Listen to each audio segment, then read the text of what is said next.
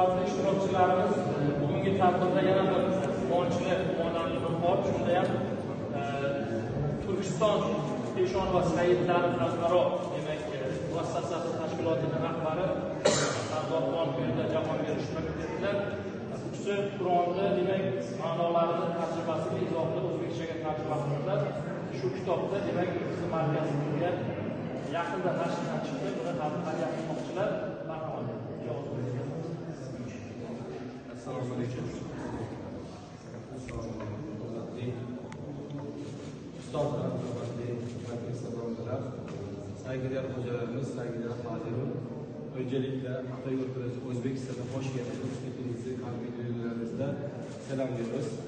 Bu vesileyle bu konferansı düzenlemede bize sebebiyet veren İmam Buhari Araştırma Merkezi ve Oriental Üniversitesi hocalarına, müdürlerine şükranlarımızı sarf ediyoruz.